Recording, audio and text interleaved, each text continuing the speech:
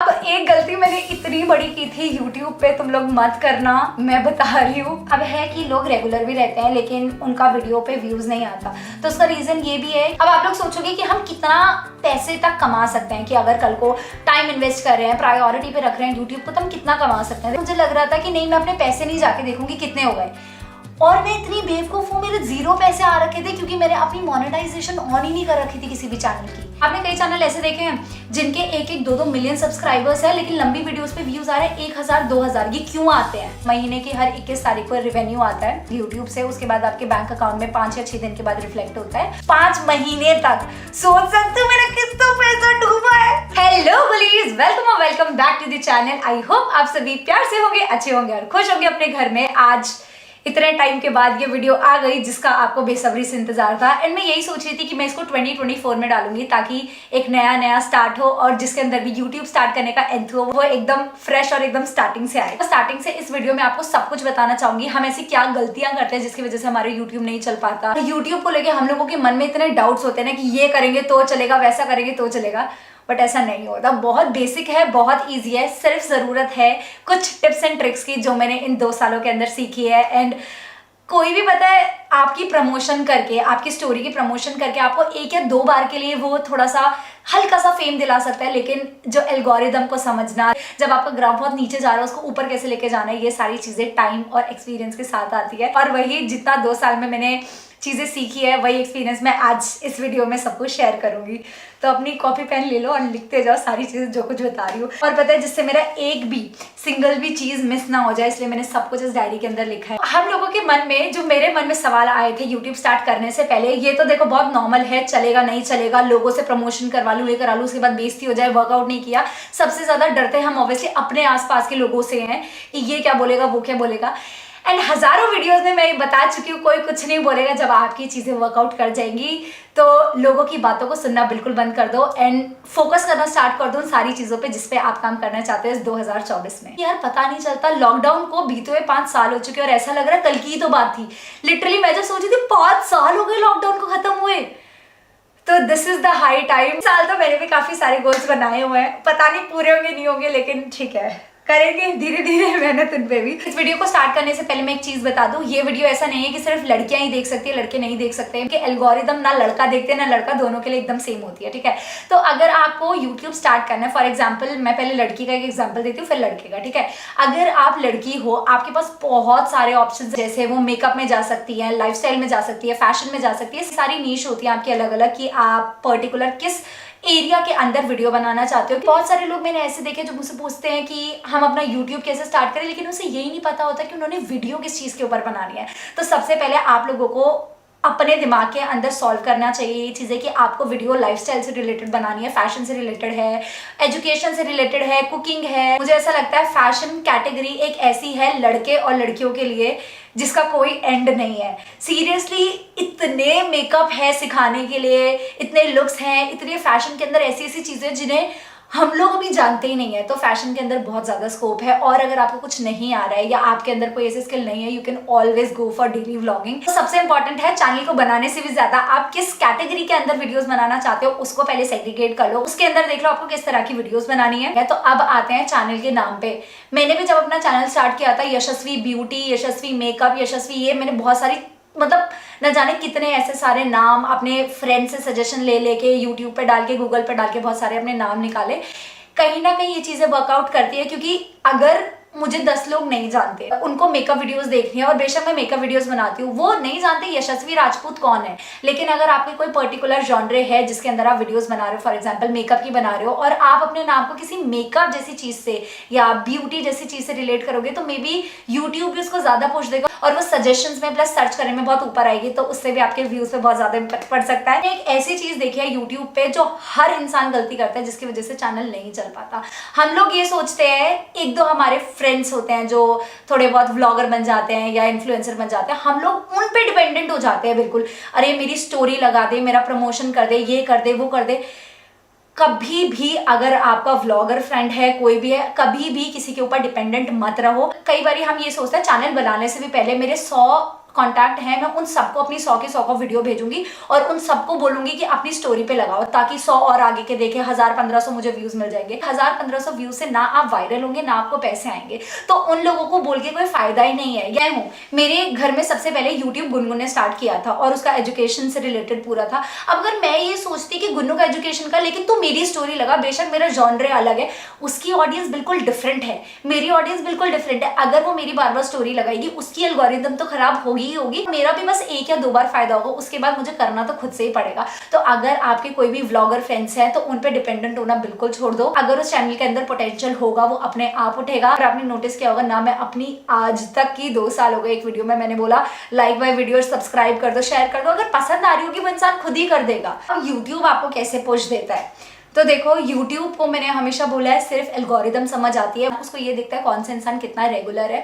तो अगर आपको ये लग रहा है मेरे पास टाइम नहीं है, मैं 1 महीने पहले वीडियो डाली और उसके बाद 2 महीने के बाद डाल रही हूँ, व्यूज आएंगे, अगर आप एक्सपेक्ट कर रहे हो तो बिल्कुल भी नहीं आएगा। अगर रेगुलर नहीं रह सकते तो यूट्यूब को प्रायोरिटाइज मत करना, क्योंकि कहीं ना कहीं जैसे हम अपनी जॉब को प्रायोरिटी देते हैं ना, तो अगर यूट्यूब करना है तो इसको भी एक टाइम तक तो प्रायोरिटी देनी पड़ेगी यार। तब आप सोचोगे कि कितनी वीडियोस डाले जिससे रेगुलर है, ये क्वेश्चन पहले भी आया था मेरे पास, तो एटलीस्ट अगर 7 दिन होते हैं आप 4 वीडियोस तो डालो, मतलब तभी तो वो रेगुलर में काउंट किया जाएगा। 4 से 5 वीडियोस तो डालनी चाहिए मेरे हिसाब से। आपने कई चैनल ऐसे देखे हैं जिनके 1-1, 2-2 मिलियन सब्सक्राइबर्स है, लेकिन लंबी वीडियोस पे व्यूज आ रहे हैं 1000-2000। ये क्यों आते हैं? इसका रीजन कहीं ना कहीं ये होता है कि वो लोग बैलेंस नहीं कर पाते शॉर्ट्स में और लॉन्ग फॉर्मेट वीडियो में। उन लोगों को ये लगता है कि शॉर्ट्स बहुत जल्दी बन जाता है, सिर्फ शॉर्ट्स ही रह जाता है उनके चैनल पे, लॉन्ग वीडियोस आती नहीं है। इवेंचुअली गोल पैसा कमाना होता है, तो अगर आपको एक्चुअली अपने रेवेन्यू पे डिपेंडेंट होना है रेदर देन कोलैबोरेशंस पे, तो आपको लॉन्ग फॉर्मेट वीडियो पे काम करना पड़ेगा, उसकी एल्गोरिदम को बना के रखना पड़ेगा, देखना पड़ेगा ग्राफ कब ऊपर जा रहा है कब नीचे जा रहा है।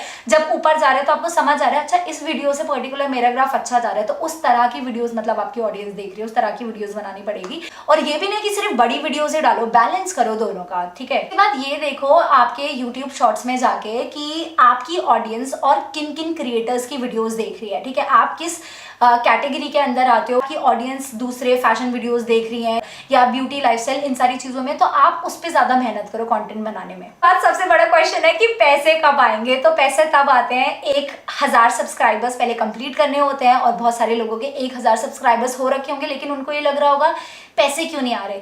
तो पैसे तब आते हैं जब 1000 सब्सक्राइबर्स और 4000 वॉचर्स कंप्लीट हो जाता है। उसके बाद आपका चैनल मोनेटाइज्ड हो जाता है, महीने की हर 21 तारीख को रिवेन्यू आता है यूट्यूब से, उसके बाद आपके बैंक अकाउंट में 5 या 6 दिन के बाद रिफ्लेक्ट होता है। एंड आपका जब यूट्यूब एक बारी मोनेटाइज हो जाता है तो ऑफिशियल यूट्यूब की तरफ से आपको मेल आता है जिसमें आपको अपना पूरा बैंक अकाउंट का जो डिटेल है वो सबमिट करना पड़ता है। फिर आपको यूट्यूब पिन मिलता है, 1000 चीजें होती है। थोड़ा सा स्टार्टिंग में डर लगता है कि यार क्या होगा क्या नहीं। मैं इतनी बेवकूफ हूँ, ये सोच के बैठी थी, मैंने अपना बैंक अकाउंट ही अटैच नहीं किया था, और मैं ये सोच के बैठी हुई थी अरे ठीक है आते रहेंगे पैसे, कोई बात नहीं। मुझे लग रहा था कि नहीं मैं अपने पैसे नहीं जाके देखूंगी कितने हो गए, और मैं इतनी बेवकूफ हूँ, मेरे 0 पैसे आ रखे थे क्योंकि मैंने अपनी मोनेटाइजेशन ऑन ही नहीं कर रखी थी किसी भी चैनल की 5 महीने तक। सोच सकते हो मेरा कितना पैसा डूबा है। पता चला ना कि इतना पैसा गया होगा कम से कम, मतलब अप्रॉक्स लगा लेते हैं 5 दिन मैं डिप्रेशन में पड़ी रही थी। आशु मेरे को संभाल रहा है सब, क्योंकि यार मैं सिर्फ 10,000 रुपए अर्न करती थी उस टाइम पे, वो भी अपना इतना दिमाग खराब कर करके। अब है कि लोग रेगुलर भी रहते हैं लेकिन उनका वीडियो पे व्यूज नहीं आता, तो उसका रीजन ये भी है कि हम ट्रेंड के हिसाब से नहीं चलते। जैसे ट्रेंडिंग, अगर मैं इंस्टाग्राम की बात करूँ तो इंस्टा पे जो 2 साल पहला ट्रेंड था, ठीक है, अगर आप उस पर वीडियो आज बना रहे होंगे तो फायदा ही नहीं है, मतलब लोग नहीं देखेंगे, उस ट्रेंड को नहीं देखेंगे, वो फॉर यू पेज पे नहीं आएगा, कोई व्यू नहीं आएगा उसके ऊपर। तो आपको ये भी ध्यान रखना है कि आप जो कंटेंट बना रहे हो वो ट्रेंडिंग भी हो। मेरे हिसाब से आपको यूट्यूब स्टार्ट करने के 6 महीने तक कोई एक्सपेक्टेशंस नहीं रखनी चाहिए कि कोई फेम आएगा या फिर कोई मनी आएगा, क्योंकि यार कोई भी आप बिजनेस में स्टार्ट करते हो वो भी 1 साल का टाइम तो लेता है आपको कुछ रिटर्न में देने में। तो ये भी एक तरह का बिजनेस है, आप जितनी मेहनत करोगे उतना आप कमाओगे। उसके बाद अगर आपको यूट्यूब चल जाता है तो उसको अपनी प्रायोरिटी मत रखो। पता है आप लोगों को क्यों? क्योंकि कुछ नहीं पता कल को वो बंद हो जाए ना हो जाए, आपके पास प्लान बी ना हो, आपके घर में कोई वर्किंग ना हो, आप अकेले कमा रहे हो, एक टाइम ऐसा है कि आप 2-3 लाख रुपए छाप रहे हो और उसके बाद ऐसा हो कि यूट्यूब बंद हो जाए, आप ये सोचो मैं 20,000 भी कैसे अरेंज करूँ। एक प्लान भी होना चाहिए हमेशा आपके पास यूट्यूब के अलावा। एक बहुत इंपॉर्टेंट चीज है जो यूट्यूब में अगर हम ऐसे बैठ के वीडियोज बना रहे हैं उसमें बहुत इंपॉर्टेंट होती है, अपनी कैमरा क्वालिटी पे काम करना चाहिए। I am not saying camera खरीद लो एकदम, लेकिन आईफोन से भी आज के टाइम पे बहुत अच्छे शूट होते हैं जो कैमरे से नहीं होते। एंड एंड्रॉइड का भी बहुत सारे एंड्रॉइड ऐसे फ़ोन है जिनका कैमरा बहुत अच्छा है, तो आप एंड्रॉइड से भी कर सकते हो, आईफोन से भी कर सकते हो, कैमरा है तो कैमरे से भी कर सकते हो। जस्ट मेक श्योर लाइटिंग अच्छी हो, या चीज़ें ब्लर ना हो रही हो कि जो भी सामने देख रहा है ऑडियंस उसको इरिटेशन हो आपको देखने से, ऐसी चीज़ नहीं होनी चाहिए।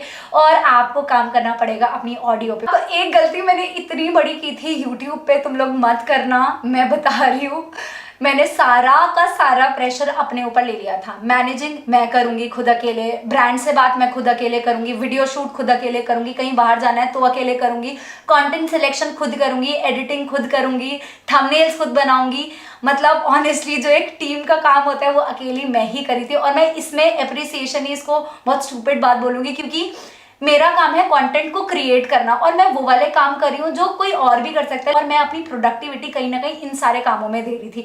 तो बेशक आपके पास एक इंसान हो, चाहे वो एडिटिंग के लिए हो, चाहे किसी भी चीज़ के लिए, एक इंसान ज़रूर होना चाहिए आपकी चीज़ों को मैनेज करने के लिए। एक और गलती हम लोग बहुत बड़ी करते हैं, पैसा आया नहीं यूट्यूब से लेकिन उससे ज़्यादा स्पेंड कर दिया ये सोच के कि आज बहुत अच्छा क्वालिटी दूंगी, आज बहुत अच्छा कॉन्टेंट दूंगी तो कल को पैसा आना स्टार्ट होगा, चाहे हम उसे अफोर्ड कर भी पाए या ना भी कर पाए। तो ऐसा नहीं ही है। जब तक कोई चीज़ आपको वो पैसा वापस नहीं दे रही तब तक उस पर इतना ज़्यादा स्पेंड करना is not a good option. 2000-3000 तक ठीक है, लेकिन ये नहीं कि आप 10-10 हज़ार का मेकअप खरीद रहे हो।